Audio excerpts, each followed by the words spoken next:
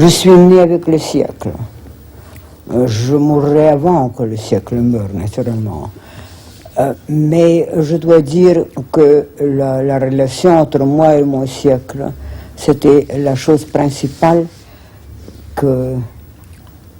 qui m'a influencé pour écrire ce livre.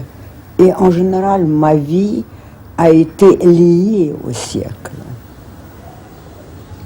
Dès mon jeune âge, dès mon enfance même, je ne pouvais pas m'imaginer dans un autre temps. C'est le XXe siècle qui me convenait. C'est le XXe siècle que peut-être je maudis ou j'ai maudissé dans des moments tragiques de ma vie, mais c'était tout de même le siècle qui a joué le rôle principal. Née avec le siècle, le 8 août 1901 à Saint-Pétersbourg, Nina Berberova en aura connu toutes les épreuves. D'exil en exil, il lui faudra attendre l'âge de 80 ans pour que son œuvre sorte de l'ombre, à commencer par ce court roman, L'accompagnatrice, qui la rendit célèbre plus de 40 ans après sa première publication. Elle a raconté sa vie sans complaisance dans son autobiographie C'est moi qui souligne, dont quelques pages sont lues dans ces deux émissions.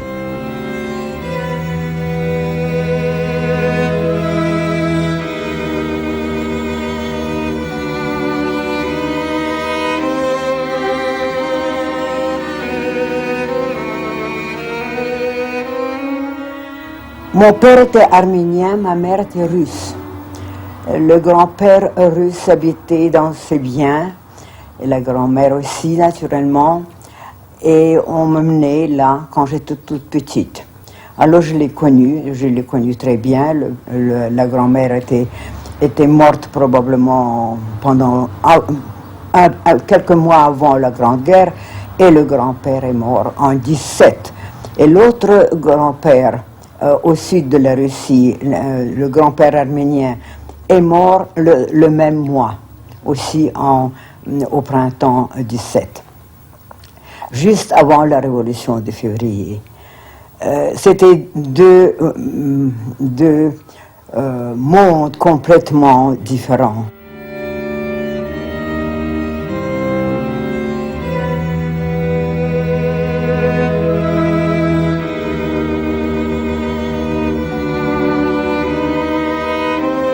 Naturellement, on m'aimait beaucoup et je me choyais. Parfois, mes parents me laissaient là avec ma gouvernante et ils allaient à l'étranger. C'était comme ça le cas en 1911 et 12, etc. Alors voilà, à peu près les deux tableaux au sud et au nord de l'Empire russe où je grandissais. L'hiver, j'allais à l'école, et l'été, pour moi, c'était ces deux familles si différentes, mais tout de même qui s'entendaient très bien ensemble.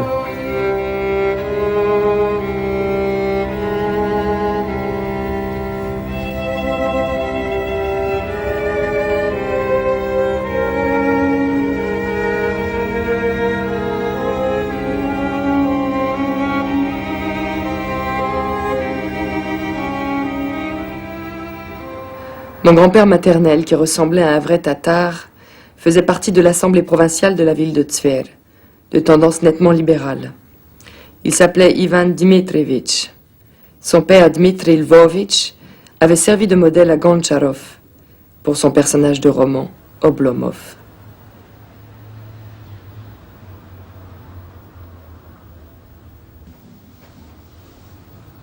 Goncharov aimait bavarder avec le grand-père, l'arrière-grand-père, qui était toujours couché. Toujours couché. Personne ne l'a jamais vu assis dans un fauteuil. Alors voilà ce que ma mère avait terriblement peur. Elle avait peur de l'hérédité. Et quand je faisais rien, à 3 ans, à 4 ans, elle me grondait. Elle disait, il faut faire quelque chose, tu ne peux pas rien faire, voyons. Alors, depuis l'âge de 3 ans, comme je me rappelle à l'âge de 3 ans, je ne me rappelle pas à l'âge de 2 ans, peut-être elle disait la même chose quand j'étais encore dans le berceau, je ne peux pas vous assurer ça, mais de toute façon, voilà ce que j'ai entendu, une sévère maman qui me disait qu'il fallait absolument que je fasse tout le temps quelque chose.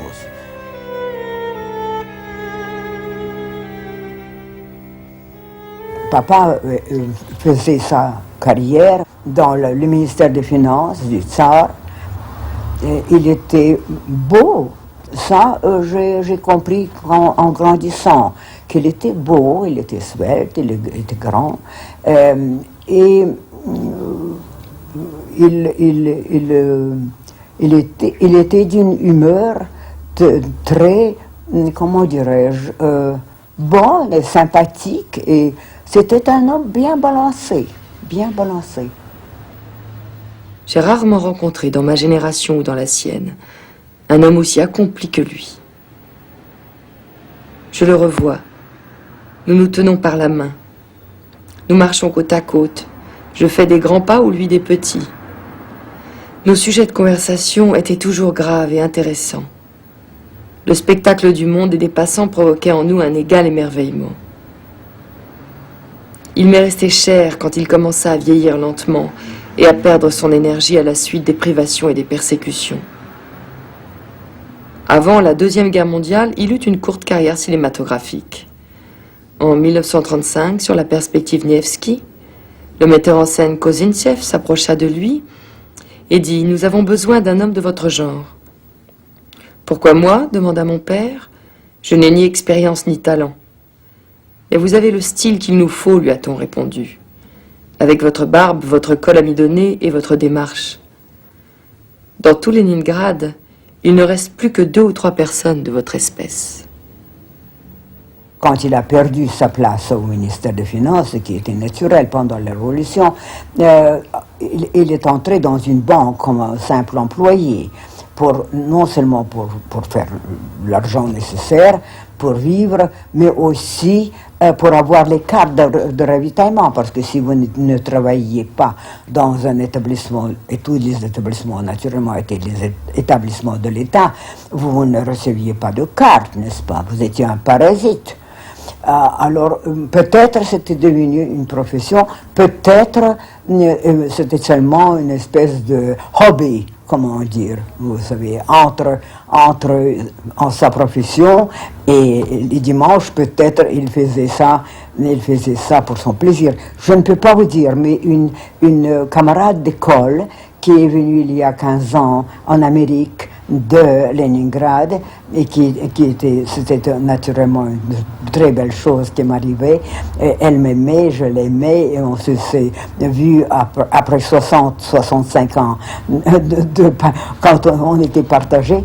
Elle est venue, elle m'a dit « Ah, Nicolas Ivanovitch, quel homme !» Parce qu'elle voulait être actrice. Ça ne lui a pas réussi. Mais elle a joué quelques rôles avec mon père. Et alors, ça m'a dit 2 choses. Premièrement, apparemment, il n'a pas joué une seule fois quand je l'ai vu sur l'écran à Paris. Mais il était peut-être un genre d'un professionnel. Parce que quand elle a dit « Oh, j'ai joué avec lui plusieurs fois ». La deuxième chose était que ça allait à peu près assez bien dans le sens matériel et dans le sens de chaque jour de vie, de ravitaillement, etc. dans les années 30, s'il pouvait jouer au cinéma.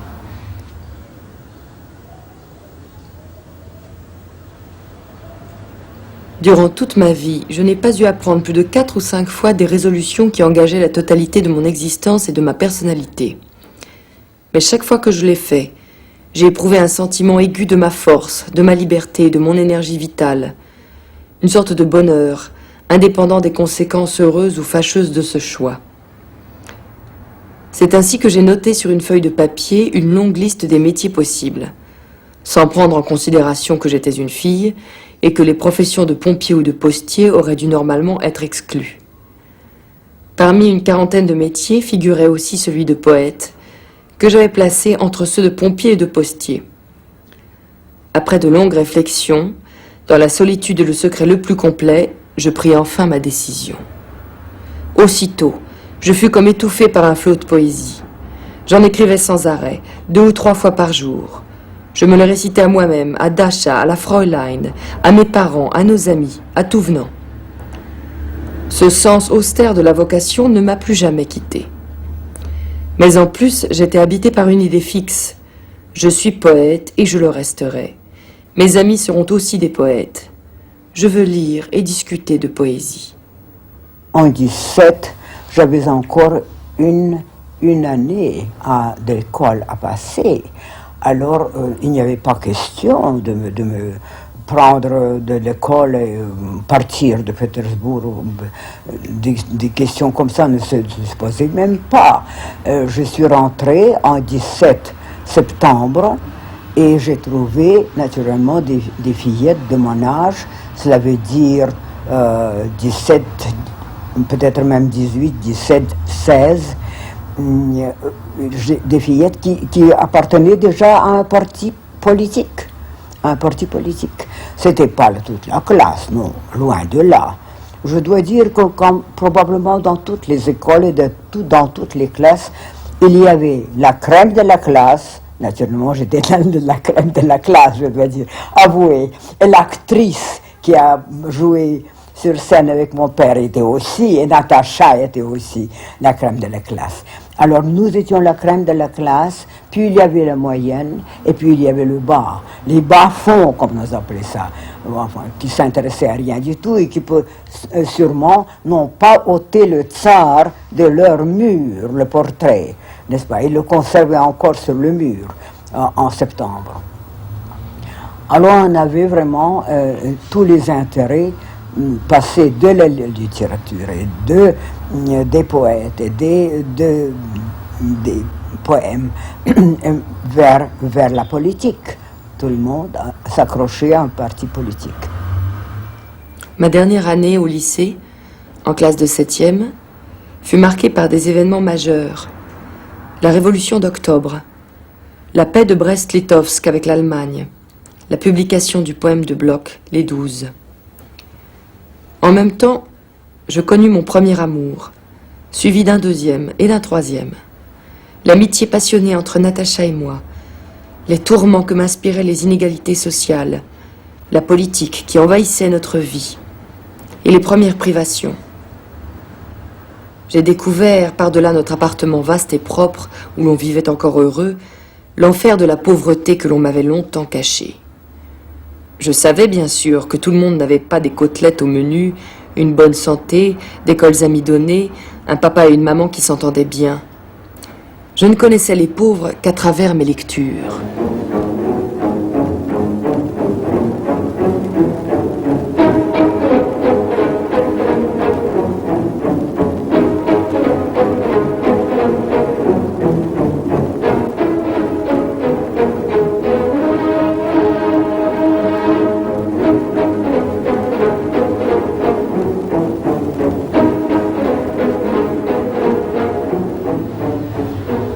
En 1921, vous retournez à Petrograd. Comment avez-vous connu à ce moment-là le milieu acméiste?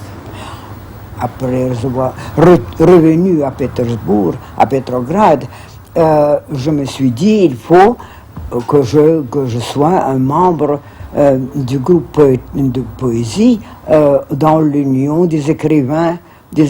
Ça, je ne me rappelle pas si ça s'appelait encore les écrivains russes ou ça s'appelait autrement les écrivains soviétiques ou quelque chose comme ça. Ça, je ne peux pas préciser. Mais les poèmes que j'ai recopiés, il fallait une dizaine pour les apporter au président de cette union. Et ce que j'ai fait, et quand je suis venu une semaine après pour savoir les résultats, Gomilov a apparu Et il m'a fait m'asseoir et il m'a dit que oui, ça va. Il n'était pas enchanté, il n'était pas extasié, mais il a dit que ça peut aller. Alors comme ça, j'ai connu Goumilov. Goumilov était laid. Il était extrêmement laid. Il était grand, svelte. Il avait les yeux big, blonds et très, très laid. Je ne comprends pas pourquoi il est devenu comme ça. Parce que j'ai vu des photos de sa jeunesse, 16 ans, 18 ans, où il avait un visage normal. Mais quelque chose l'a changé. Peut-être c'est la guerre de 14-18. Mais il est devenu pas attrayant du tout. Alors il a parlé avec moi et gentiment, j'ai vu là Georges Ivanov, un jeune homme en ce temps-là, il n'avait pas 30 ans, et qui était charmant avec moi, très, très bien. Et puis j'ai rencontrer Georges Adamovitch. Petit à petit, j'ai connu énormément de gens. J'ai connu Akhmatova, j'ai connu Kuzmin, le poète. J'ai rencontré Otsup, etc. Je dois dire franchement que c'était la richesse de tout le monde à Pétersbourg parlait d'eux. Et il y avait des gens très talentueux, des jeunes et pas trop jeunes, avec qui je me rencontrais. Goumilov est compromis dans un complot monarchiste. Je ne suis pas très sûre que ce complot existait. Et s'il existait, dans quel stage il était à ce moment-là. Mais apparemment, il y avait quelque chose. Il y avait certainement un groupe de 62 ou 64 personnes. Excusez-moi, j'ai oublié le chiffre. Et il y avait entre eux 16 femmes. Pas tout le monde était mais c'était vraiment la crème de Pétersbourg. Il y avait des professeurs, il y avait des grands journalistes, il y avait des écrivains. De toute façon, c'était un coup terrible. Et quand on parle de la terreur des années 30, il faut dire que la terreur, comme terreur, a commencé en 21. C'était le 3 août qu'on a arrêté l'individu Goumilov et depuis on ne l'a plus revu. Pendant 2 semaines, nous avons vécu dans un silence total, comme terré. On parlait en chuchotant. À la maison Mourouzi, à la maison des écrivains et à la maison des arts, partout on se taisait. On attendait. On était sans nouvelles. Le 24 août arriva. J'étais encore au lit quand Ida Appelbaum vint m'apprendre qu'on avait apposé au carrefour des affiches annonçant qu'on les avait tous fusillés. Urtomsky, Goumilov, Lazarievski et bien sûr Tagantsev. Au total 62 personnes. Ce fut un tournant. Tout ce qui allait se produire pendant les quelques années à venir était le prolongement de ce mois d'août. Le départ à l'étranger de Bely, de Remisov, celui de Gorky, l'expulsion massive de l'intelligentsia au cours de l'été 1922, le début des répressions systématiques et la destruction de 2 générations. Ida Appelbaum perdra son mari pendant la terreur stalinienne. Et moi, je ne reviendrai plus jamais ici. Un office des morts fut organisé pour les exécuter à la cathédrale Notre-Dame de Kazan. Il y eut beaucoup de monde et beaucoup de larmes. Mais c'est à ce moment-là que vous faites surtout la découverte de Rodasiewicz. C'est ça, oui. Parlez-nous de lui, parce que lui... Il était un homme... Maintenant, on me dit qu'il était beau. Mais jamais je pensais qu'il était beau. Et jamais personne ne pensait qu'il était beau. Physiquement, je veux dire. Il était svelte et très maigre. Mais maintenant, par les photos, je vois qu'il était beau. Et que les gens qui le jugent maintenant, peut-être simplement nos goûts ont changé. Peut-être dans ma jeunesse, ça veut dire 65 ans il y a de cela, on appelait les hommes beaux d'un certain type d'homme. Et jamais j'ai entendu dire, et moi-même, je ne pensais pas à ça. Mais maintenant, je vois qu'il était beau. Physiquement, il était faible. Il était toujours atteint d'une maladie quelconque. Je dois dire franchement que c'était pour lui, pas pour moi, naturellement. Moi, je l'aimais beaucoup, énormément. C'est le seul homme que j'ai vraiment aimé dans ma vie. Mais il était certainement pas un homme complet, dans ce sens que quand il était tout petit, il avait déjà la tuberculose. Il était un grand ami de Gorky. Gorky était un grand amateur de sa poésie. Il l'appelait, pas en se moquant de lui, mais très sérieusement, il l'appelait le Baudelaire russe. Il y avait quelque chose d'ailleurs de baudelairien dans sa poésie, et surtout que Khodasevich a traduit pas mal de choses de Baudelaire, et dans des moments assez tragiques et assez difficiles à passer à Paris, il traduisait la prose de Baudelaire, n'est-ce pas? Alors, il m'a proposé d'aller avec lui. J'étais une femme, ce qu'on appelle maintenant libérée, et j'ai jamais pensé au mariage. Mais alors, je consentis d'aller avec lui en Europe. Berlin, Paris, on ne savait pas où, mais en ce moment-là, Berlin, c'était la place d'aller. Premièrement, le marque était plus, comment dirais-je, abordable peut-être. Et aussi, c'était un petit centre de l'intelligentsia russe en ce moment-là.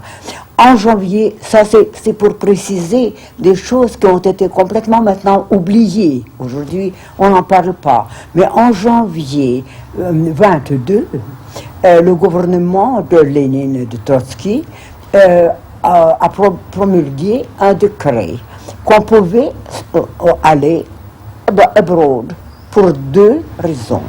Une raison de finir votre éducation et l'autre raison c'était la santé, si vous étiez malade.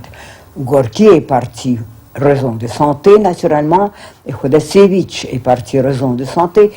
Vous savez, il ne faut pas s'étonner de cette phrase, raison de santé, parce qu'à ce moment-là, il n'y avait pas de médecine en Russie soviétique. Il n'y avait pas d'aspirine. L'aspirine était tellement rare que je ne sais pas, vraiment, c'était de l'or.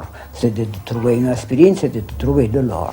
Alors, il a demandé pour partir pour les raisons de santé, et moi, le passeport rouge. Pas seulement ça s'appelait comme ça, mais aussi c'était rouge. Le couvert était rouge. Le passeport rouge nous a été donné pour la raison de santé à lui et pour la raison de finir mon éducation pour moi. J'ai toujours cherché, mais je n'ai jamais trouvé, qui avait le numéro 1 de ces passeports, parce que moi j'avais le numéro 15 et Khodasevich le numéro 16.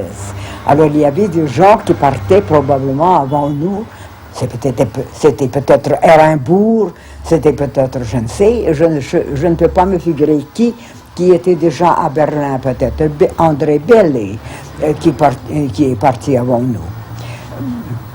Alors voilà, c'est comme ça le problème était avec mes parents, naturellement.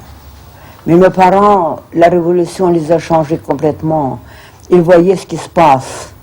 Et pour eux, probablement, l'idée que je serais quelque part en Allemagne ou en France, et je mangerai à ma faim, et je parlerai les langues étrangères, et je lirai des livres qui ont été publiés maintenant, et pas 30 ans il y a de cela, ça leur a probablement suffi de ne pas me demander sévèrement d'aller à l'église ou même aller dans le commissariat de police pour se registrer, comme on appelait ça, le mariage, la registration. Alors j'ai arrangé ça avec mes parents, mais il faut vous dire une chose qu'il ne faut jamais oublier, qu'on ne partait pas pour toujours. On ne partait pas pour toujours. Cette idée n'est pas venue ni à Gorky, ni à Khodasevich, ni à Belli. On partait. Le passeport était donné pour 3 ans on partait pour un moment simplement pour manger et voir ce qui se passe et de ne pas geler l'hiver et étouffer l'été, etc. Alors ça, c'était la raison. Dans le wagon de marchandises, où nous nous trouvions au moment de traverser la frontière, Rodasevich me dit qu'il avait commencé une poésie, dont voici les premiers vers. Je suis né à Moscou. Je n'ai jamais vu la fumée au-dessus d'un toit polonais. Je n'ai pas reçu en héritage le moindre talisman de ma terre natale. Fils adoptif de la Russie, la Pologne m'est inconnue et que suis-je pour elle? Comme seul bien, je n'ai que ces 8 volumes qui renferment toute ma patrie. Il vous faut plier sous le joug et vivre dans l'exil et l'amertume. Mais moi, dans mon sac de voyage, j'emporte ma Russie avec moi. Odasievitch, est-ce que vous le placez au sommet de la poésie russe? Certainement pas au sommet de la poésie russe, mais après Bloch, il est considéré maintenant, pas par moi, mais par les Russes de Moscou et Leningrad, comme un très grand poète du XXe siècle.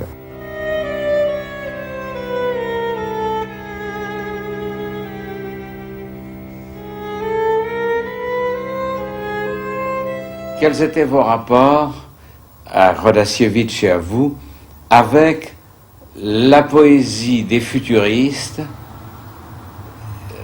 Qu'en pensiez-vous à cette époque-là?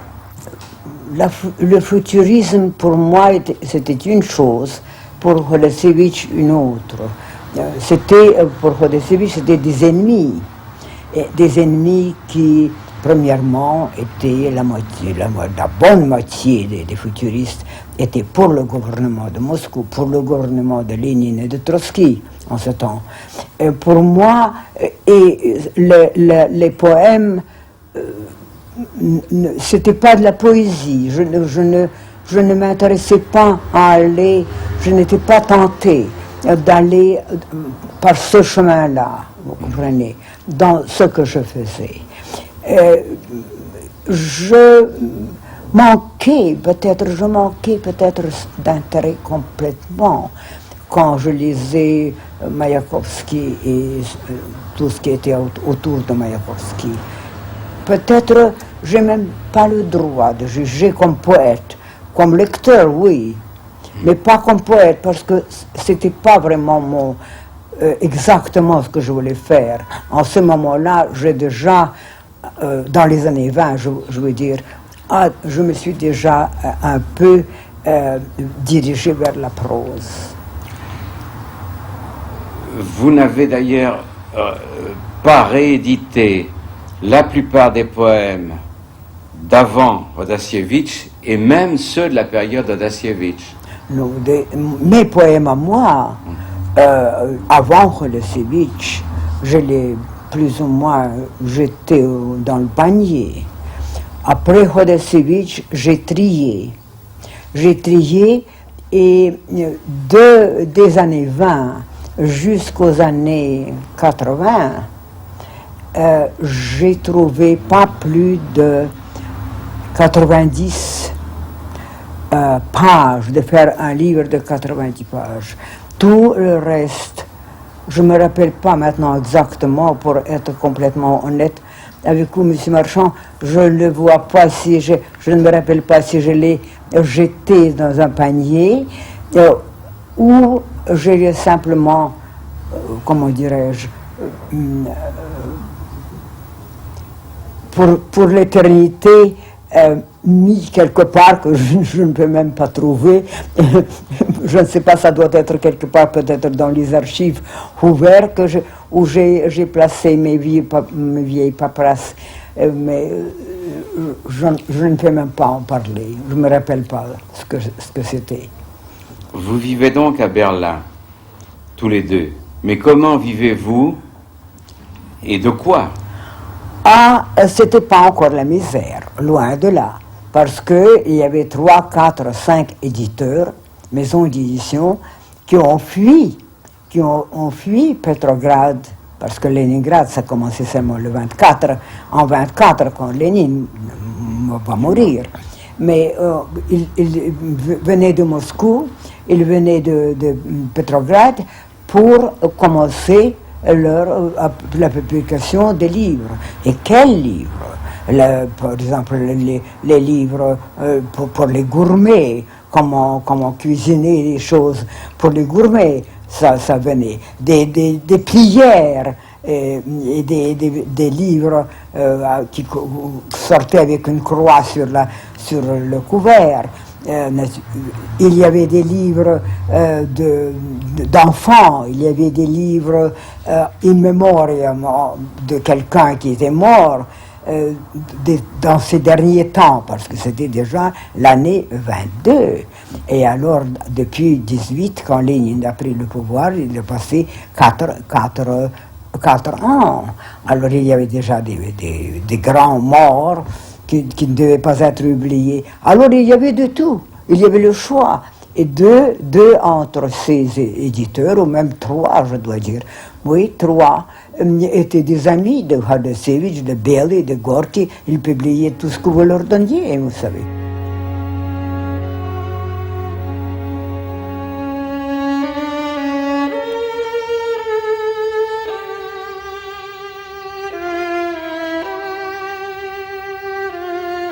Il y avait donc un véritable milieu littéraire des exilés.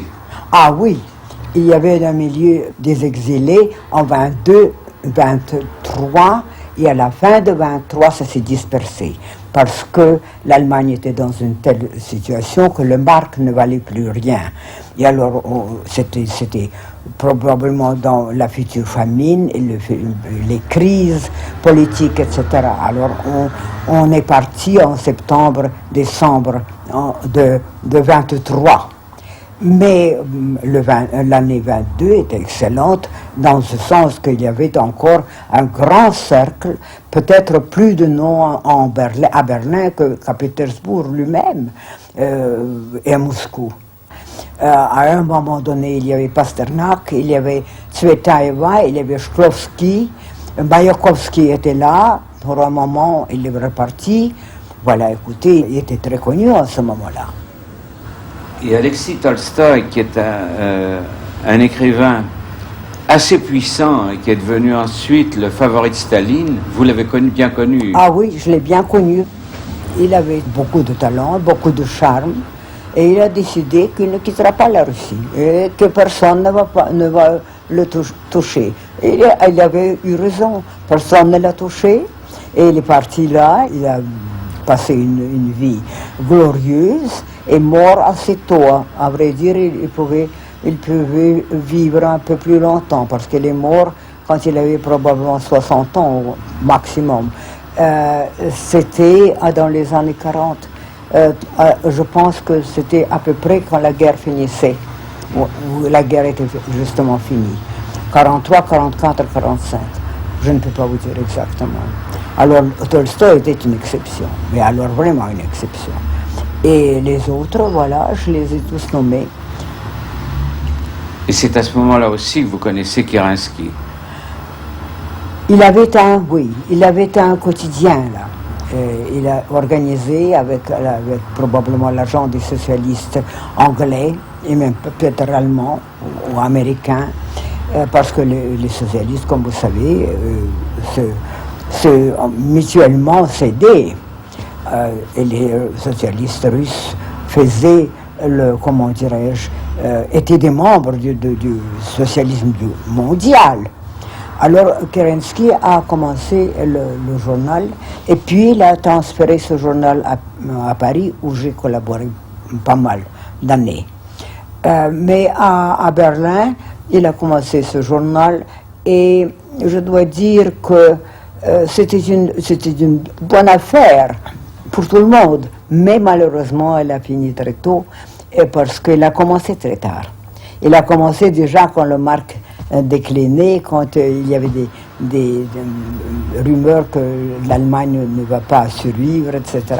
Et on était parti. C'est à Berlin que vous avez connu Gorky.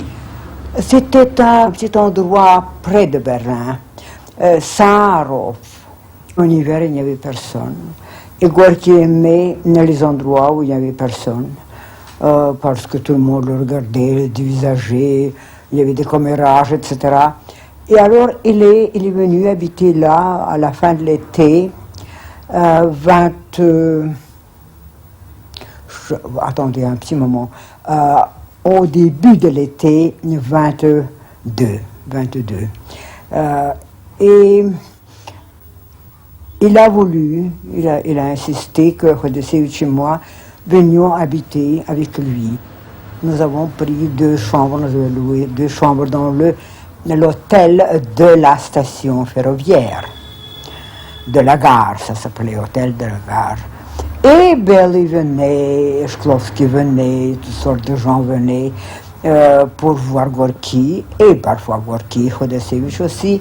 Il y avait même des gens comme Rykov, le ministre de Staline après la mort de Lénine, et d'autres gens de Moscou qui arrivaient, qui faisaient plus ou moins le devoir de venir voir Gorky, lui serrer la main, rester pour dîner naturellement, puis s'en aller. C'était à 1h30 de Berlin. Est-il exact que vous ayez été la secrétaire de Gorky? Non, pas du tout. Jamais j'ai pensé être la secrétaire de Gorky. Le fait est que quand la baronne Budberg s'en allait, et elle avait beaucoup à faire, à Londres, à Paris, en Estonie, etc., je traduisais les lettres françaises pour toutes les lettres de Romain Rolland, je me rappelle. Il venait, il frappait à ma porte, il disait alors Nina, s'il vous plaît, expliquez-moi ce que Roland me veut.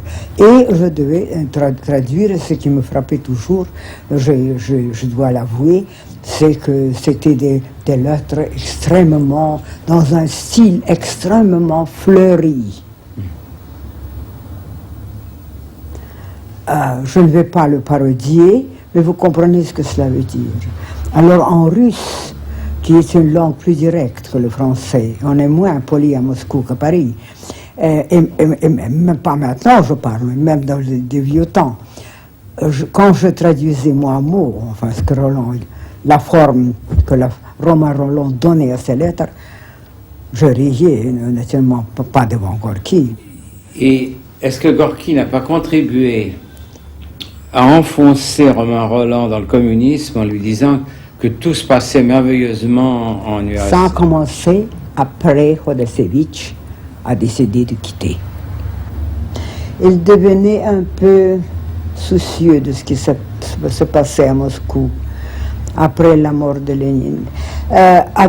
Quand Lénine mourut, il avait un peu de comment dirais-je, sa conscience n'était pas tout à fait pure et heureuse, vous savez, parce qu'il critiquait Lénine.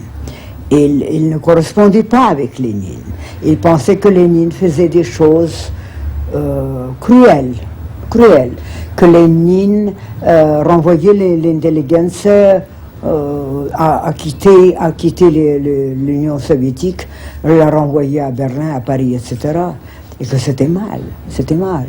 Parce que lui, il avait toujours un respect pour les gens savants. J'observais et écoutais souvent Gorky. J'essayais de comprendre ce qui le retenait en Europe et l'empêchait de retourner en Russie. Certaines lettres le faisaient ronchonner. Il tapait parfois sur la table et disait en serrant les mâchoires « Ah, les crapules !» ou bien « Maudite bande d'imbéciles !» Mais le lendemain, il penchait de nouveau de leur côté. Dans cette Europe de l'après-guerre, trop de choses lui étaient étrangères, voire même déplaisantes. Il éprouvait un besoin trop fort de conserver la vision cohérente du monde qu'il avait reçue de la social-démocratie, il y avait de cela 25 ans, avec l'aide de Lénine, et sans laquelle il ne pouvait imaginer l'existence. Il devenait clair que c'était seulement là-bas que vivaient des gens qui lui ressemblaient, que c'était là qu'il échapperait à l'oubli, ainsi qu'à la solitude et au besoin. La peur de perdre les lecteurs russes ne cessait de grandir en lui. Il apprenait avec angoisse que l'on commençait à écrire là-bas à la manière de Pilniak et de Mayakovsky. Il craignait que tout à coup, plus personne n'eut besoin de lui.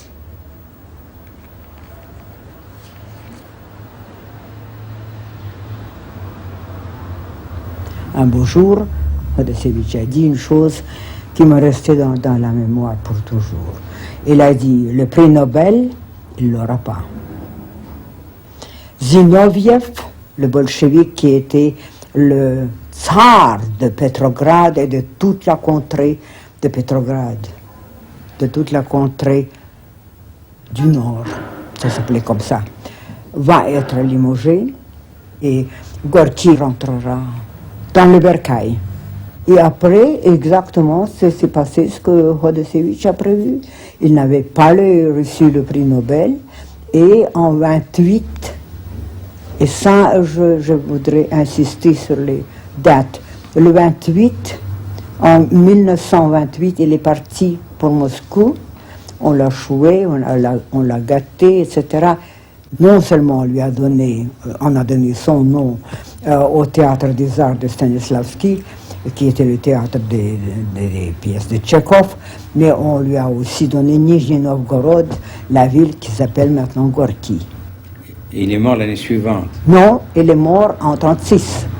Il est mort en 36. Il est arrivé en 33 et les docteurs ont dit, il y avait peut-être 4 ou 5 médecins qu'on a ramassés dans le Kremlin, et ils l'ont ausculté, ils l'ont envoyé pour l'hiver dans la Crimée. Et en 35, il est vraiment tombé malade.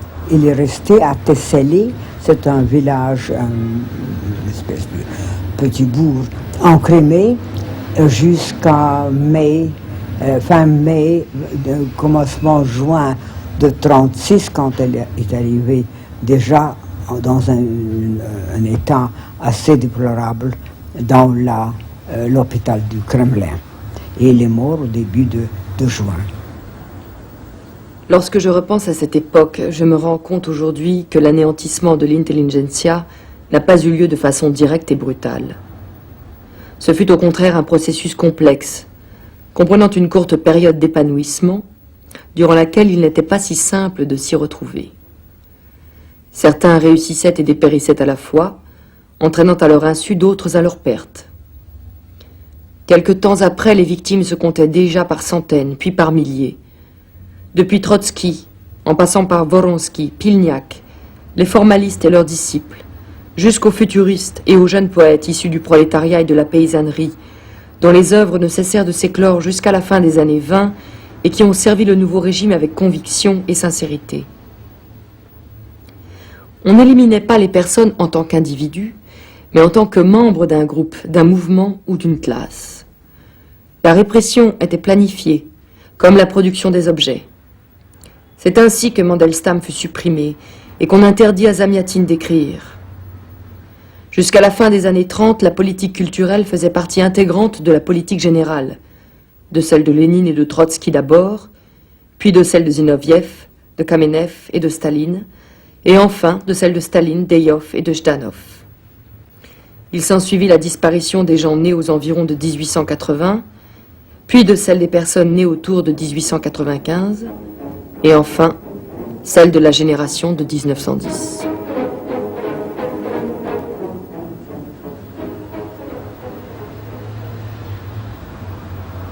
En 22, quand j'ai rencontré Billy, il était en une espèce de nervosité. Je pense qu'il n'était pas vraiment un homme normal, dans le pur sens de médecine. Il avait quelque chose, n'est-ce pas, qui le faisait parfois d'agir comme un fou. Il buvait beaucoup. Oui, mais il n'était pas ce que vous appellerez un alcoolique. Il buvait de la bière aussi, il buvait du vin, très peu de vodka, mais il se saoulait pas, c'était pas ça, vous comprenez. Il était désorganisé intérieurement, complètement. Question femmes, question politique, question littérature, question voyage. Tout n'était pas en place, tout n'était pas normal. Nous passions l'hiver à Sarah, auprès de Berlin, où vivait Gorky et sa famille. Pelli nous y rendait souvent visite. Il écrivait et le soir nous lisait à haute voix ce qu'il avait composé. C'était pour moi un bonheur inoubliable. Assis à sa table dans sa chambre, il lui arrivait de lire jusqu'à 2 heures du matin à partir de son brouillon. Nous étions à ses côtés et nous l'écoutions. Un jour, je lui demandais « Boris Nikolaïevitch, aimez-vous Tsvetaeva ?» J'étais curieuse de savoir ce qu'il pensait à la fois de la poésie de Marina Ivanovna et de sa personnalité. Il ouvrit sa bouche encore plus grande que d'habitude et répondit mot pour mot. « J'aime beaucoup Marina Ivanovna. Comment pourrais-je faire autrement ?» Le talent poétique de Marina Tsvetaeva était alors en pleine maturité. Sa vie matérielle, par contre, était précaire, et elle est restée jusqu'en 1939, date de son retour en Russie. Elle avait déjà perdu une de ses filles, morte de faim à Moscou. L'autre était avec elle. Son fils, qui allait naître en 1925, sera tué au cours de la Deuxième Guerre mondiale. Son engouement pour l'armée blanche était absurde et provenait de son attachement à son mari, Serge Efron, à qui elle avait promis un fils. Elle m'avait dit « J'aurai un fils, je l'ai juré à Serge ». Son mal de vivre était d'autant plus tragique qu'avec les années, son besoin d'adaptation devenait plus lancinant. Cette habitude de se sentir différente commençait à lui peser. Comme la majorité des poètes de notre siècle, elle mûrissait lentement. Elle ne sut cependant pas aller jusqu'au bout, même si elle finit par comprendre dans les dernières années de sa vie que celui qui a choisi de rester en marge de la société ne doit pas en même temps la rendre responsable de son isolement. Je l'ai trouvé vraiment un grand écrivain. Prose, poésie, un grand écrivain, un des grands écrivains du XXe siècle. Mais comme personnage, je dois dire, probablement la famille était fautive. Elle était vraiment impossible. Elle a publié, au début de l'émigration, un livre qui s'appelait « Le vol des cygnes ». Et qui étaient les cygnes? Les cygnes étaient les officiers blancs de l'armée Vrangel et des Dénikine. Cela veut dire complètement dévoués au tsar, et c'était la vieille Russie, n'est-ce pas? Il y avait, après ce recueil, elle vient dans nos journaux et dans nos mensuels qui étaient rédigés complètement par les socialistes révolutionnaires, par les constitutionnalistes de la Douma, par des démocrates, etc., avec ce recueil. On ne savait pas quoi lui dire. On ne peut pas expliquer à un poète des choses qui sont tellement abaissées que vous ne savez pas par quoi commencer. Alors, n'est-ce pas, des gens comme Khodasevitch et moi, qui ne voulaient pas entrer en débat politique avec elle, l'aimer pour son talent, l'aimer pour sa personnalité, mais tout de même, il restait en nous quelque chose de complètement anti-Tsvetaeva, vous comprenez? C'était difficile d'aller et de la considérer comme quelqu'un de proche, qui pense comme vous, qui souffre comme vous, et qui tâche de faire comme vous, etc. C'était une tragédie. Son mari a été agent de la GPU.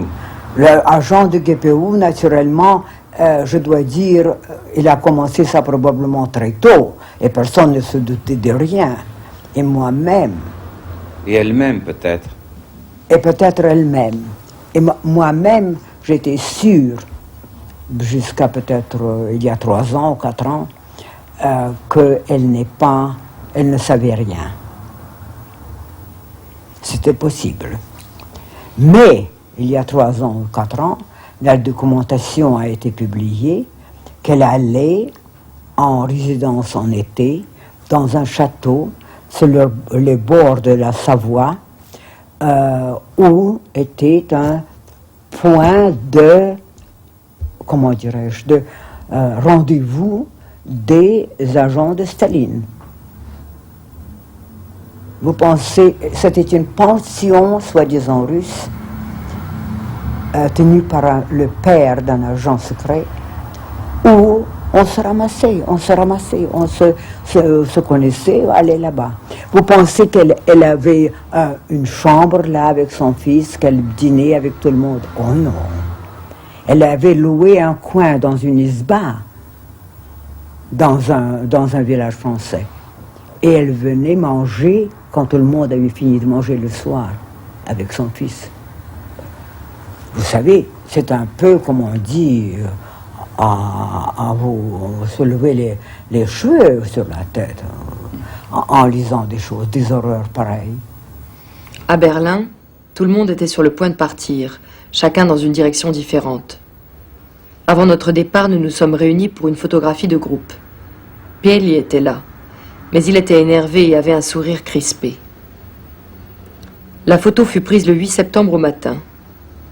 Le soir eut lieu le dîner d'adieu qui réunit beaucoup de monde. Bieli apparut dans un état de fureur que je ne connaissais pas.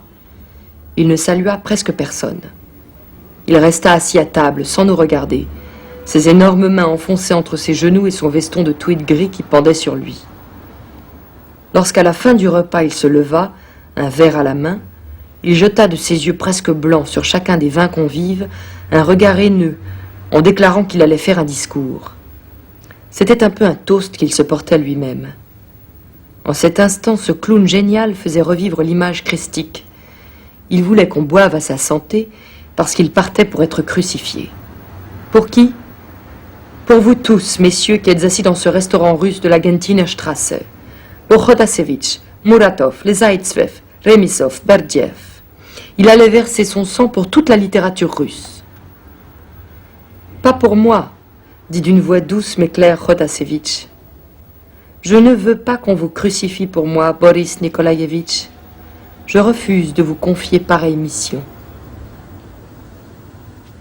Les gens arrivaient en 22 et avaient des passeports pour 3 ans.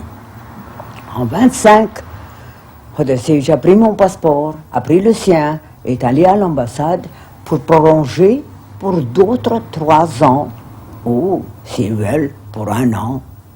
On a dit comment? 3 ans? Demain, vous prenez votre billet et allez à Moscou. Il n'y a pas de renouvellement. Et si vous choisissez de rester, alors procurez-vous des papiers d'émigrés. Alors il est revenu, il m'a dit ça, et a pensé toute la nuit, que faire? Et le matin, il m'a dit, je crois qu'il faut rester. Et nous sommes restés. Mais c'était un pas qu'on faisait pour l'éternité.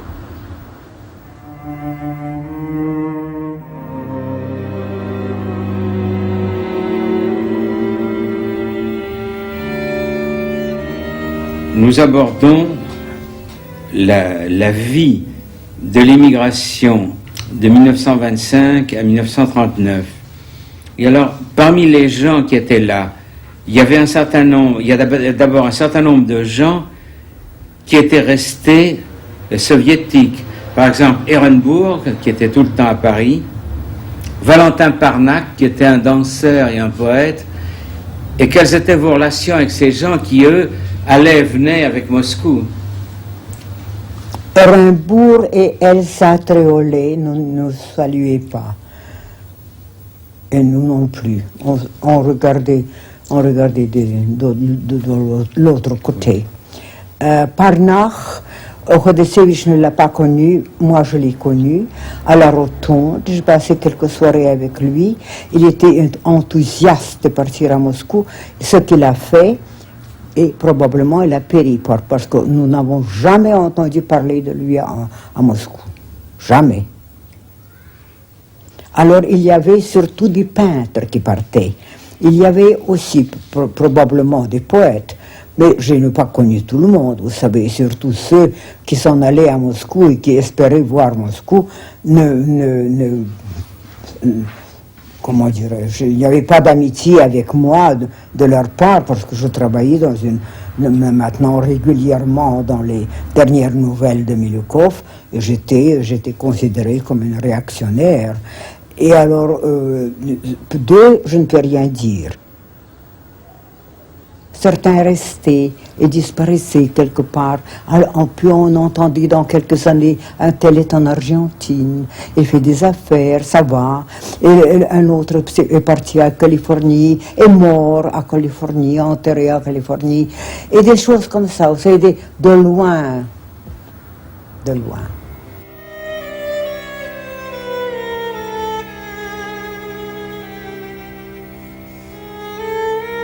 Et la vie dans les journaux de l'émigration a été assez facile finalement? Pas du tout.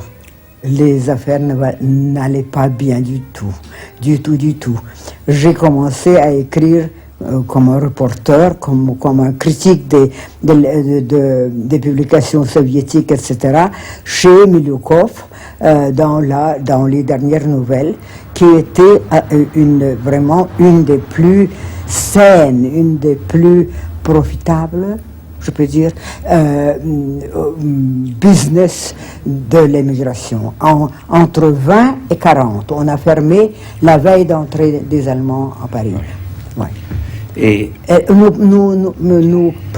y avait le journal était édité, c'est un quotidien, dimanche, 8 ou 10 pages avec des petites annonces plein, les 2 pages, les dernières pages, et tous les jours en 4 pages, et il y avait déjà un appartement, une place disponible à Ars-Métier, près du métro. Et on imprimait 35 000 copies tous les jours. C'est ça. Ce qui montre qu'il y avait au moins 100 000 Russes sur le territoire français. Exactement, vous avez dit le chiffre.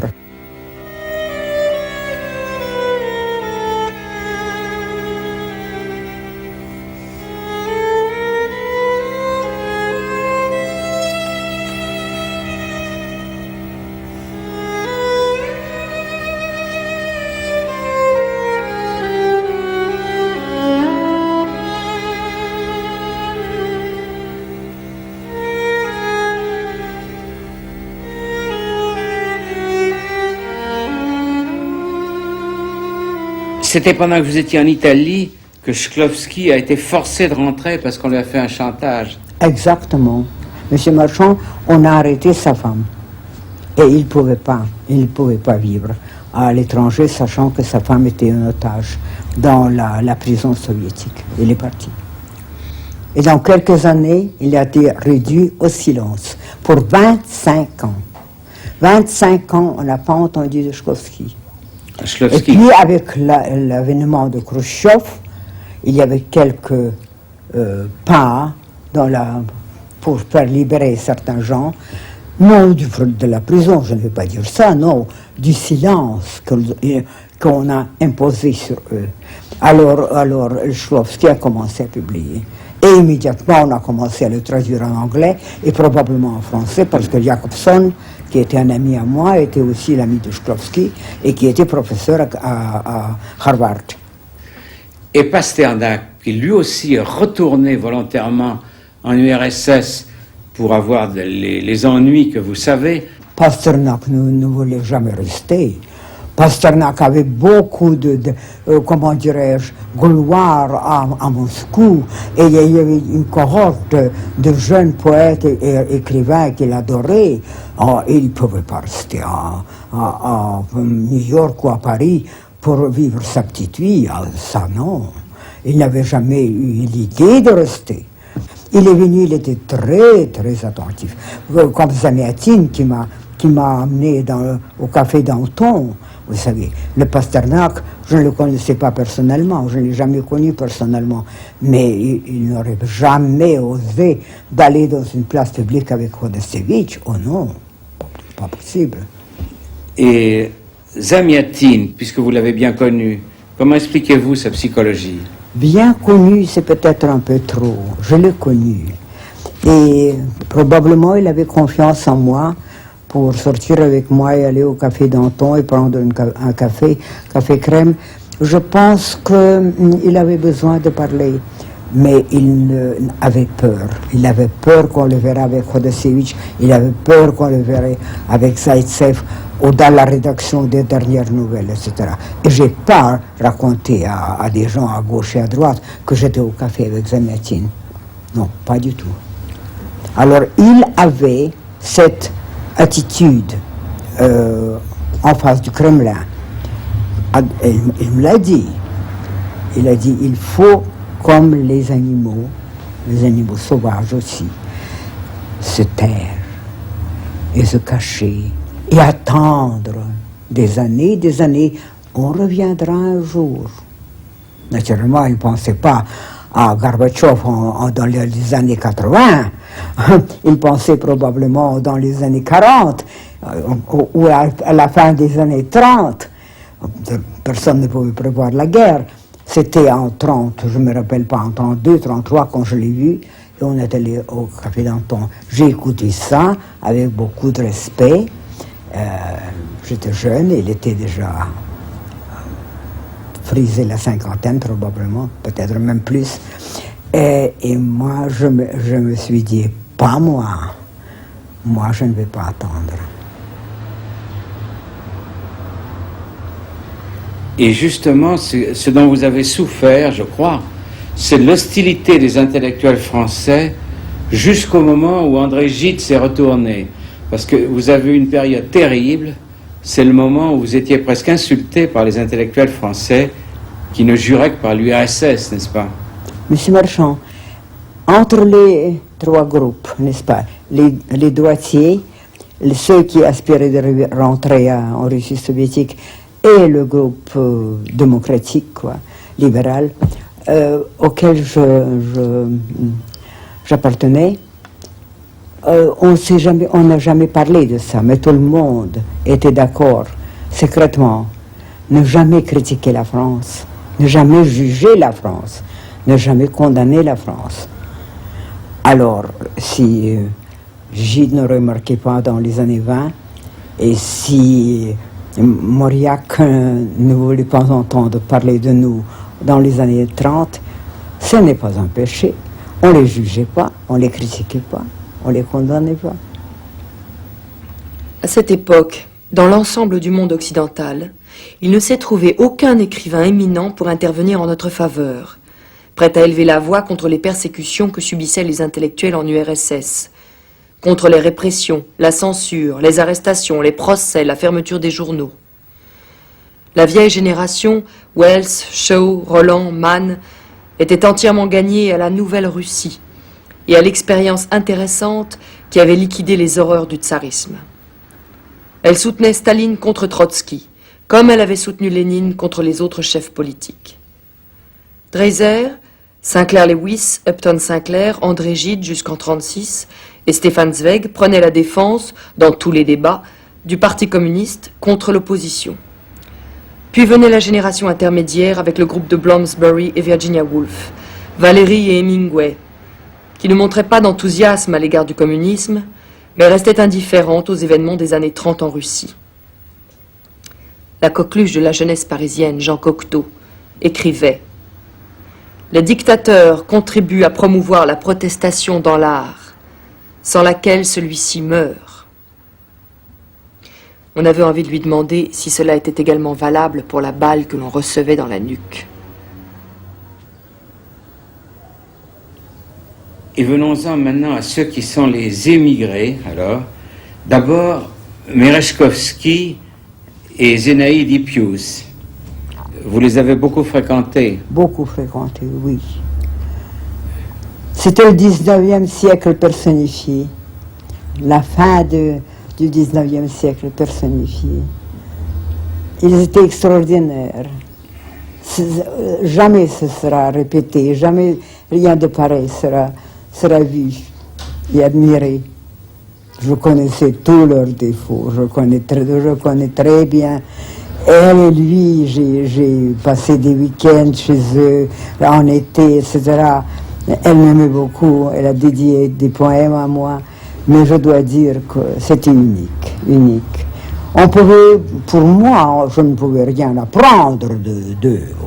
C'était pas un enseignement du 19e siècle, mais seulement les admirer et m'étonner que des gens comme ça peuvent apparaître.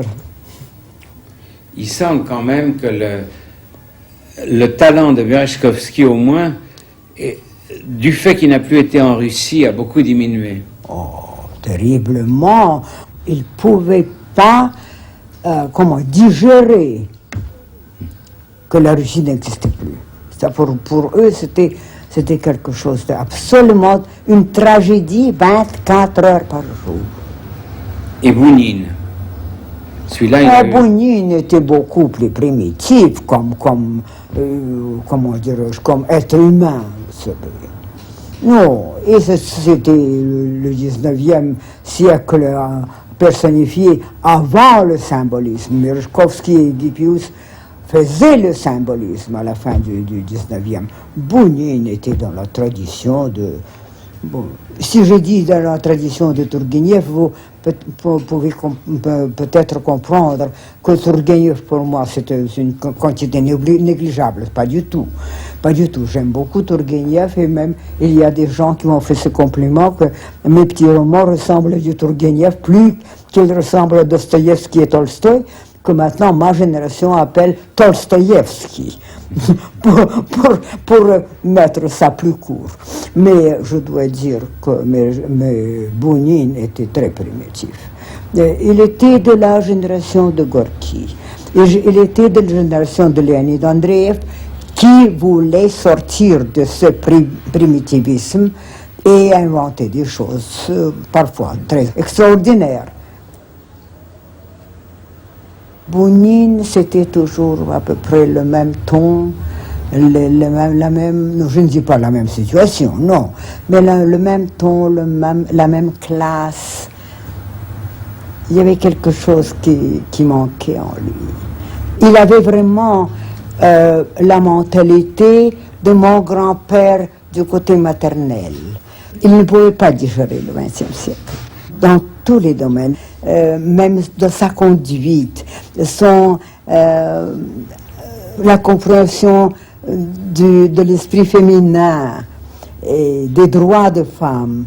Bon, vous savez, je ne suis pas vraiment un féministe, mais tout ça, ce sont des petits détails qui vous montrent comme il était beaucoup plus loin de nous, de ma génération, que Merezhkovsky.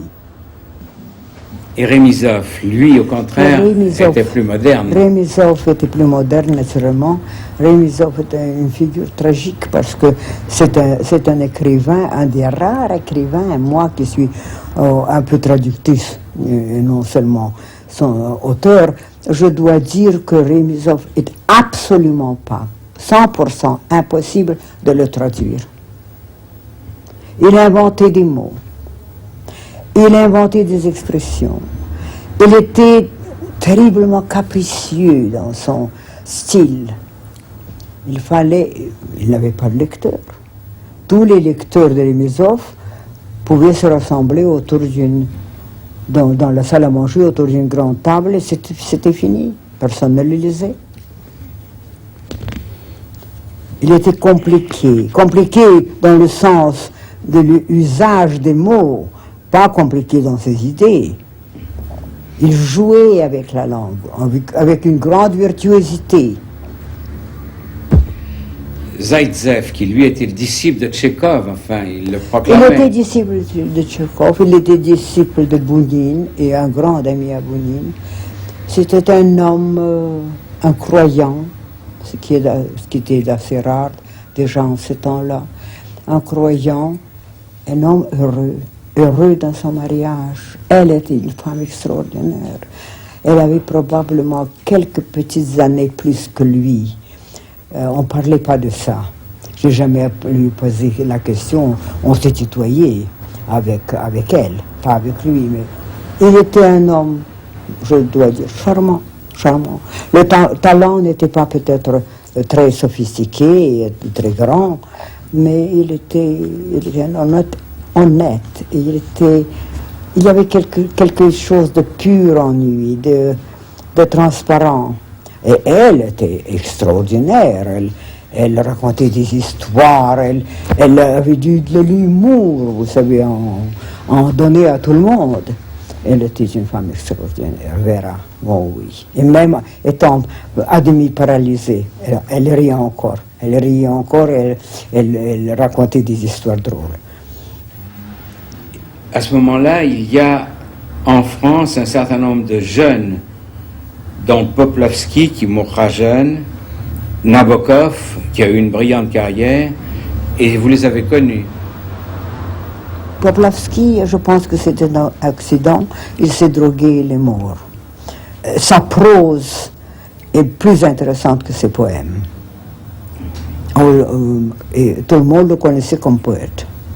La prose a été publiée plus tard, quand il était mort. Peut-être des petits morceaux, des petits fragments ont été publiés pendant sa vie, mais normalement, je me rappelle que la prose a été publiée vraiment après sa mort. Mais son russe n'était pas très pur. Il a quitté probablement à 16 ans la Russie, et ça c'est très mauvais pour un écrivain, de quitter le pays où vous êtes né et où vous avez passé l'école pour un autre pays, comme naturellement qu'il était intelligent et qu'il voulait connaître la littérature française. Il lisait plus en français qu'en russe, et vous ne pouvez pas publier son œuvre comme elle est. Il faut un peu la russifier, je dois dire. Ce n'est pas du pur, de la pure langue russe. Et Nabokov, est-ce que vous avez été frappé déjà par ce qui... Ah, j'ai été frappé énormément. J'ai une page à propos de cette rencontre, n'est-ce pas, rencontre avec ses livres, avant de le connaître personnellement, parce qu'il habitait Berlin. Il habitait Berlin jusqu'au dernier moment. Il était marié avec une juive que j'ai aussi très bien connue. Ils avaient un petit garçon et il était là, il pouvait... Il voyait ce qui est bien sur l'Allemagne, et il l'a quitté à peu près le dernier moment. J'étais très impressionné par la défense de Longines. J'ai même écrit dans mon livre que si Nabokov est là, nous sommes tous là, nous sommes tous vivants.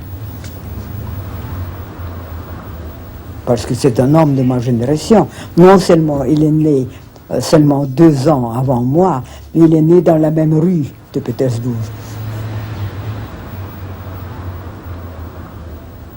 Vous vous éloignez à ce moment-là de Kodassievitch, et c'est à ce moment-là que vous commencez vraiment à écrire. Oui. Et est-ce que vous avez été libéré, en somme, par la fin de cet amour? Je ne pense pas. Parce que jusqu'à ce que Kodassievitch était vivant, jusqu'à 39, juin 39, il occupait une grande place dans ma vie. Je le voyais, je dirais, sans exagération, 3-4 fois par semaine. Ou c'était le café près de la Renaissance où il travaillait, Champs-Élysées. Ou on jouait le soir au billard dans un bistrot de l'école militaire. Non, on ne se quittait pas des yeux, pour ainsi dire. Lui, il s'intéressait à ce que je faisais et comment je vivais. Il avait des soucis d'argent, comme toujours. Moi aussi, j'avais des soucis d'argent, mais on s'entraidait. Non, il n'y avait pas d'éloignement. Quelles étaient les causes profondes de ce besoin d'écrire? Au début des années 30, je me sentais plus sûre de ce que je faisais. Et j'ai compris, même question argent, que c'était plus facile pour moi de vivre que dans les années 20. Je comprenais que je pouvais maintenant me lancer dans quelque chose de plus long, pas pour un journal, mais pour un trimestriel. Un gros trimestriel où j'étais invitée avec les poèmes en 27 probablement, et la prose en 28, Et Nabokov m'a suivi en 28 aussi, étant invité par là. C'était les annales contemporaines. Et les annales contemporaines, n'est-ce pas, publiaient les jeunes avec l'insistance que Khodasevich y mettait pour laisser entrer les jeunes dans ce journal. Et pas seulement Kouprine et Bounine. Et encore, Kouprine et Bounine, ça allait, mais alors il y avait des petits vieux là, des années 80 de l'autre siècle, qui n'avaient aucune place là. C'était fini pour eux. Alors Khodasevich faisait ce qu'il pouvait pour Poplavski, pour les autres. Et c'est comme ça que je me suis permis, je me rappelle très bien ce sentiment, de ce luxe d'écrire quelque chose qui avait à peu près 90 ou 100 pages. Et ça a plu à Bounine, et ça a plu à beaucoup de gens. Et Bounine je publie c'est moi qui souligne une lettre de Bounine qui m'a écrit que comme c'est beau de voir quelqu'un de grandir et devenir un écrivain, etc. Enfin, des choses flatteuses. Et c'est comme ça que j'ai abandonné les petits récits, que d'ailleurs vont être publiés en russe dans un volume. Ça va s'appeler les Fêtes de Biencourt et autres récits.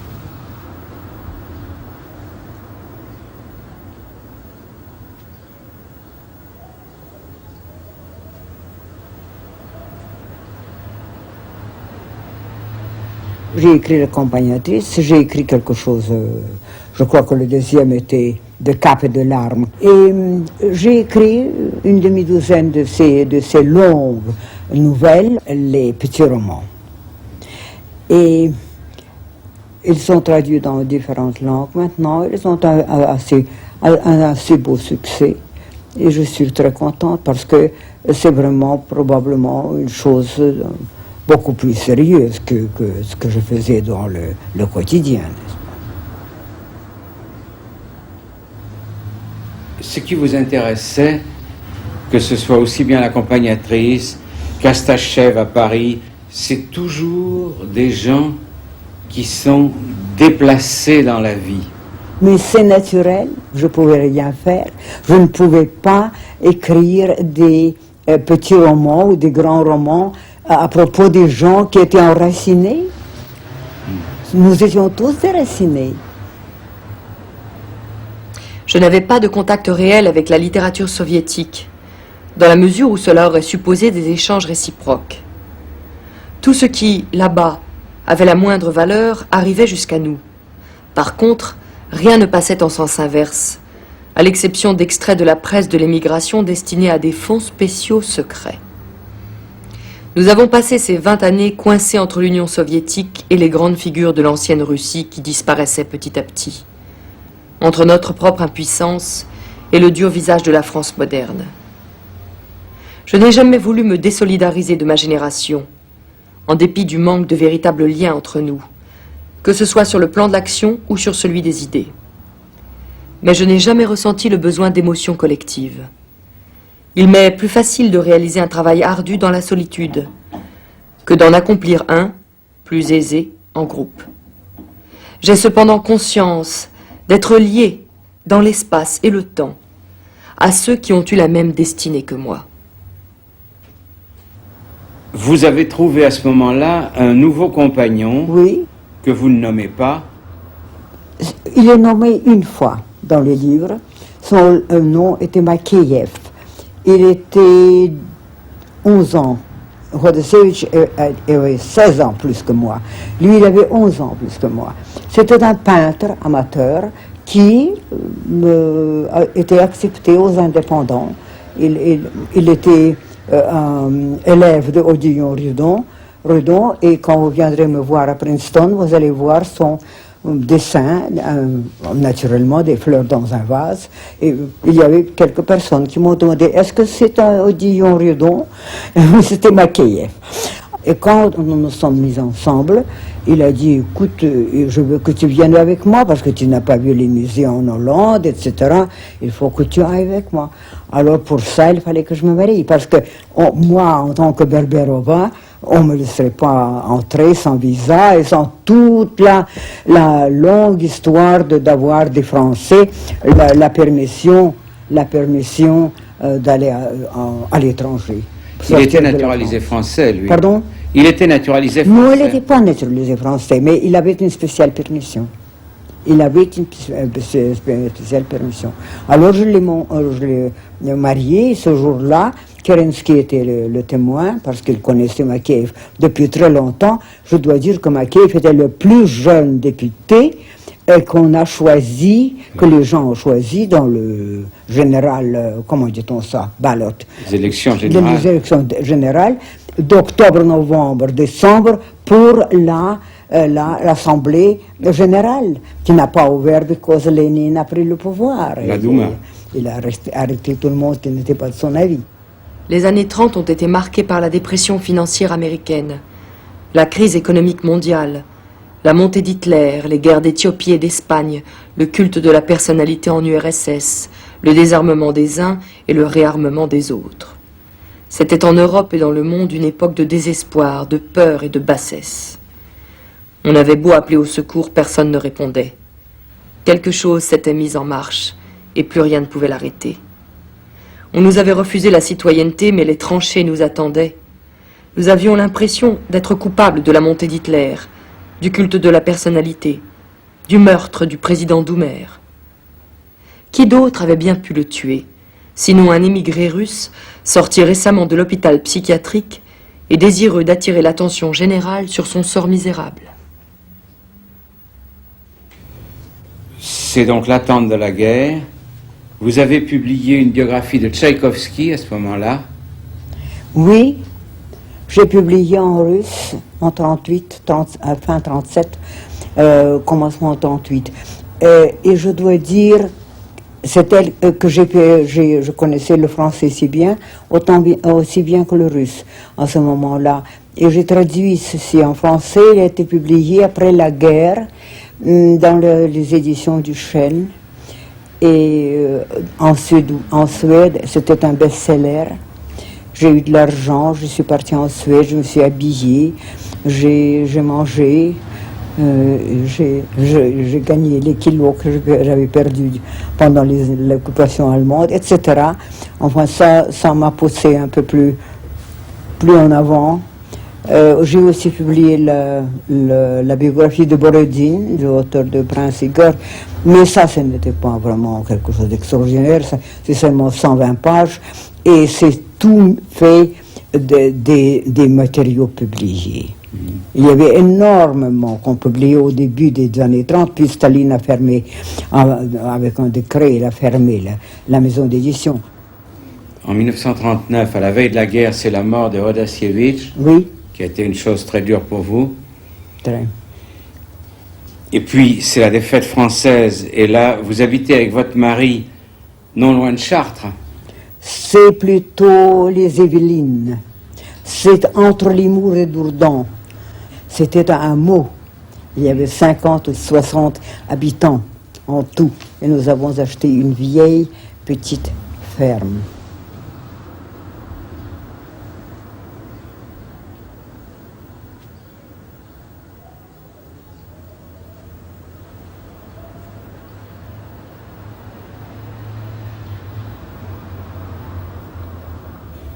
Puis, c'est la défaite française.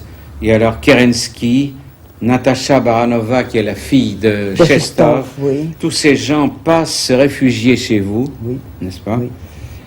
Et ensuite, c'est l'occupation. Certaines personnes vous ont attaqué et Boris Zaïtsev vous a très vigoureusement défendu à propos de l'attitude que vous auriez eue. Mais voulez-vous nous dire exactement ce qui s'est passé en 2 phrases? C'est une longue histoire. Je vais vous dire 2 phrases, naturellement. C'était de la calomnie, naturellement, pure et simple. Et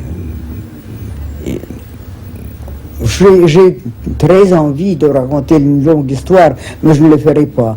C'est une calomnie, c'est basé sur une terrible envie, jalousie, etc.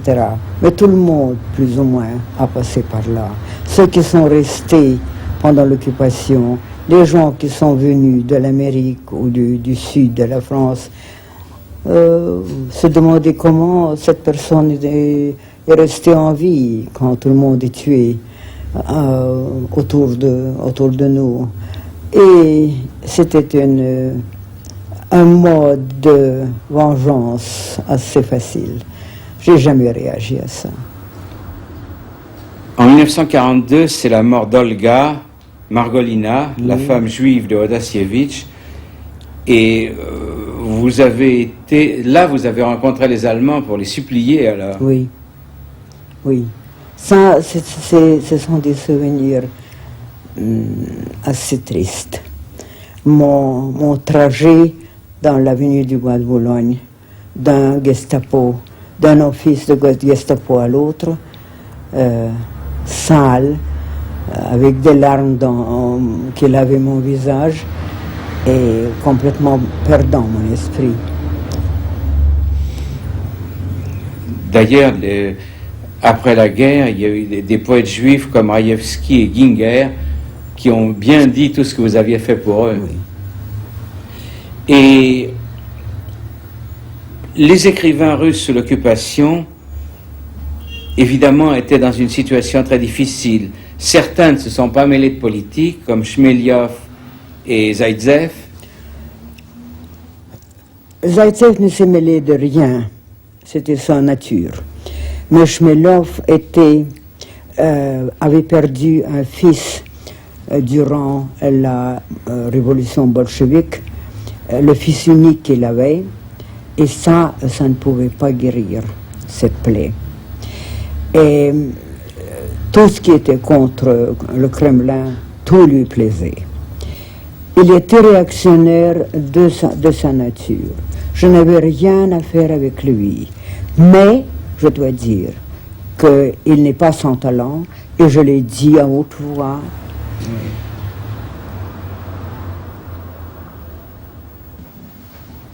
Je vivais seule, sans dîner, ni fête, ni jours ouvrables, ni dimanche, et presque plus de livres. Les autres étaient libérés, ils étaient revenus et revivaient. Pour moi, il n'y avait pas de retour. J'avais conscience que la disparition de notre milieu russe, qui avait commencé le 14 juin 1940 avec la prise de Paris, se poursuivait aujourd'hui en s'accélérant malgré la libération. Je réalisais aussi que je ne faisais pas partie de ce monde finissant, en raison de mon âge, de mes forces intérieures et de mon énergie physique, que j'étais encore bien vivante et presque seule à l'être. Après la libération, vous publiez un livre sur Alexandre Blok, qui est votre première œuvre française. Exactement, écrite seulement en français, il n'y a pas de textus, écrite par moi en français, je dois dire, écrite pour le grand public. C'est pas un livre, vous savez, d'être fier, c'est un livre d'information sur Alexandre Blok, et son temps, Berlé joue un rôle là.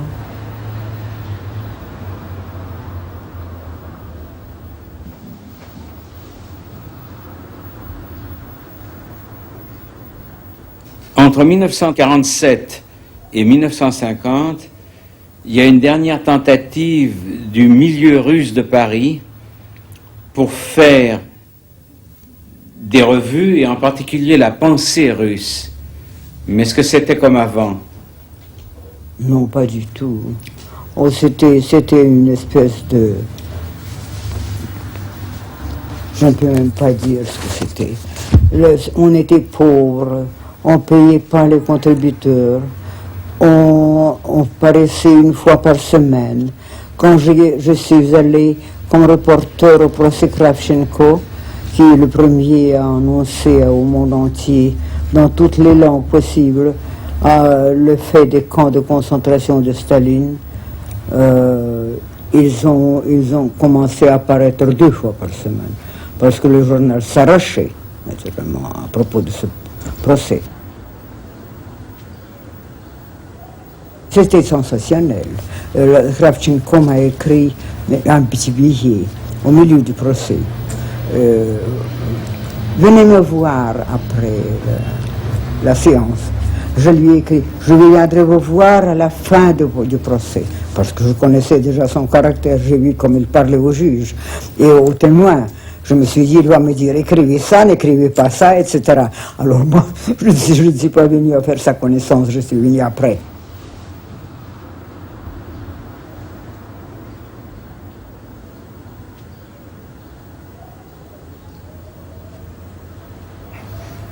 Cela vous a permis de connaître cette femme extraordinaire qui est Margaret Buber.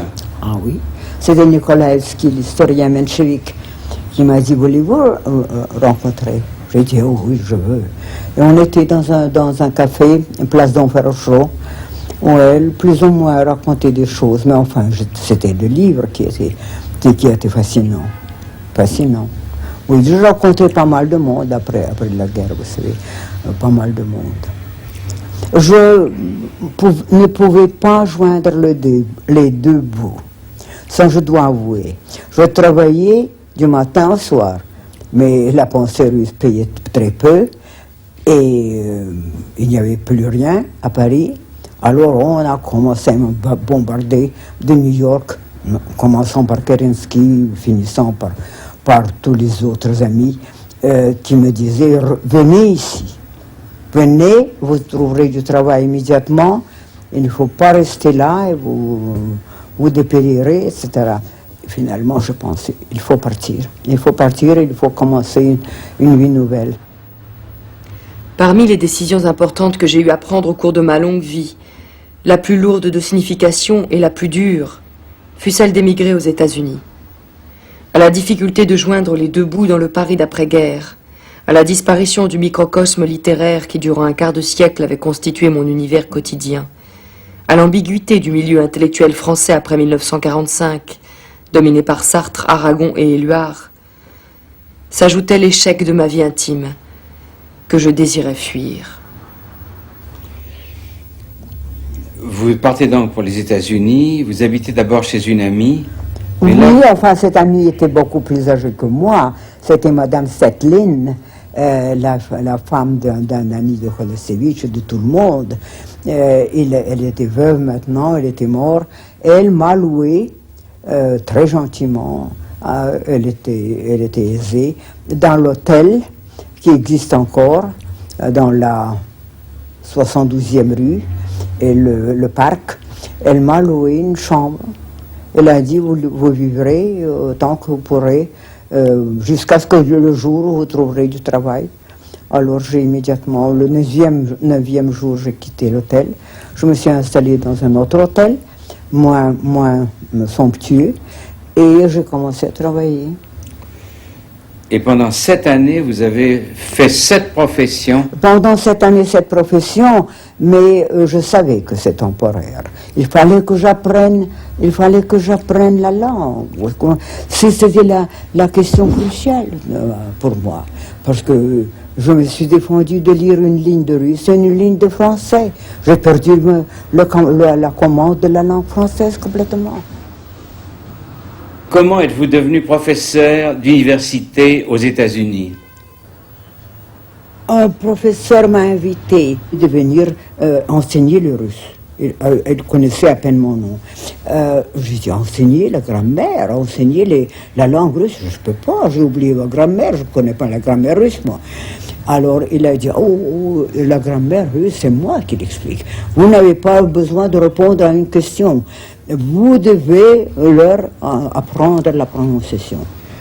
Et je me suis dit, ça ne me coûte rien, n'est-ce pas? Pourquoi ne pas aller voir ce que c'est qu'une université américaine? Alors je suis arrivé, il m'a dit, voilà, les débuts des garçons, il n'y avait pas de filles à ce moment-là, en ces années-là, 18 ans, 19 ans, la première année de l'université, vous allez enseigner la phonétique, c'est-à-dire vous n'avez pas à dire un seul mot en anglais, vous leur parlez de vive voix, etc. Alors j'ai commencé. Et 2 semaines après, voilà qu'on me demande en haut dans le cabinet du professeur qui était le professeur de, comment dirais-je, le dirigeant du programme russe. Et je vois quand j'entre un homme assez corpulent, suant de son visage, qui lit en français mon Alexandre Bloch. Il me regarde et il dit: on a trouvé 6 livres qui sont signés de votre nom à la bibliothèque universitaire. Vous ne nous avez pas dit que vous êtes écrivain. Alors il y a 3 livres français et il y a 3 livres russes. Alors vous êtes écrivain, quoi? Alors j'ai dit oui, je suis l'écrivain.